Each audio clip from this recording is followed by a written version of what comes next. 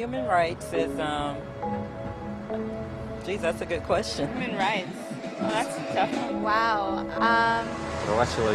I don't even know how to give that a definition. I would probably have to do a little bit of homework or something. Any right that I think just as a normal, human, any...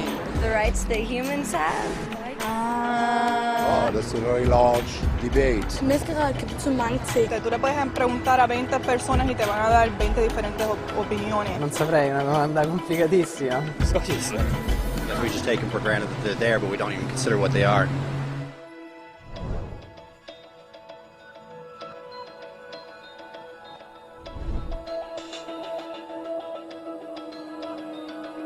Human rights are the rights you have simply because you're human. It's how you instinctively expect and deserve to be treated as a person, like the right to live freely, to speak your mind, and to be treated as an equal. There are many kinds of rights. Most apply to a certain group. But human rights are the only ones that apply to absolutely everyone, everywhere. That means kids, old people, poor people, basketball players, garbage men, rappers, teachers, Africans, Indians, Albanians, Christians, Muslims, Kabbalists, atheists, your mom, your dad, your next door neighbor, and you all have the exact same human rights. In other words, they're universal. But the question remains, what are they? Name the human rights? What the human rights are? The right to live. Equality between all peoples. Right to religion, the right to... Is there supposed to be a list somewhere I should be aware of? According to the United Nations, there are a total of 30 human rights, which are usually lumped together and called simply human rights. They're all listed out in the Universal Declaration of Human Rights, which is the world's most widely accepted document on the subject. But it was a long time in coming. At first, there were no human rights. If you were in with the right crowd, you were safe. If you weren't, well, you weren't. But then a guy named Cyrus the Great decided to change all that. After conquering Babylon, he did something completely revolutionary. He announced that all slaves were free to go. He also said people had the freedom to choose their religion, no matter what crowd they were a part of. They documented his words on a clay tablet known as the Cyrus Cylinder. And just like that, human rights were born. The idea spread quickly to Greece, to India, and eventually to Rome. They noticed that people naturally followed certain laws, even if they weren't told to.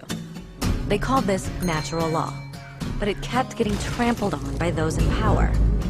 Not until 1,000 years later in England did they finally get a king to agree that no one can overrule the rights of the people, not even a king. People's rights were finally recognized, and they were now safe from those in power. Kind of. It still took a bunch of British rebels declaring their independence before the king got the point that all men are created equal. Which isn't to say he liked the idea, but he couldn't stop them, and America was born. The French immediately followed with their own revolution for their own rights. Their list was even longer, and they insisted that these rights weren't just made up. They were natural. The Roman concept of natural law had become natural rights. Unfortunately, not everyone was so thrilled. In France, a general named Napoleon decided to overthrow the new French democracy and crown himself emperor of the world. He almost succeeded, but the countries of Europe joined forces and defeated him. Human rights was again a hot topic. They drew up international agreements, broadly granting many rights across Europe. But only across Europe. The rest of the world somehow still didn't qualify. Instead, they got invaded, conquered, and consumed by Europe's massive empires. But then a young lawyer from India decided enough was enough. His name was Mahatma Gandhi, and in the face of violence, he insisted that all people of Earth had rights, not just in Europe. Eventually, even Europeans started to agree. But it wasn't going to be that easy. 2 world wars erupted. Hitler exterminated half the Jewish population of Earth in horrifying Nazi death camps. And all told, 90 million people died. Never had human rights been so terrifyingly close to extinction. and never had the world been more desperate for change. So the countries of Earth banded together and formed the United Nations. Their basic purpose was to reaffirm faith in fundamental human rights, in the dignity and worth of the human person. But what were human rights? Were they the proclamations of Cyrus, the natural laws of Rome, the declarations of France? Everyone seemed to have a slightly different idea of what human rights should be. But under the supervision of Eleanor Roosevelt, they finally agreed on a set of rights that applied to absolutely everyone. The Universal Declaration of Human Rights. The French concept of natural rights had finally become human rights. So, in summary, at first, only a few lucky people had any rights, until one of those guys decided, hey, other people should have some rights too, which was great, except not everyone agreed. And it only took a few thousand years of fighting and declarations and more fighting until everyone finally agreed that human rights should apply to everyone. And they all lived happily ever after. Except for one little problem. If people have the right to food and shelter, why are 16,000 children dying of starvation every day?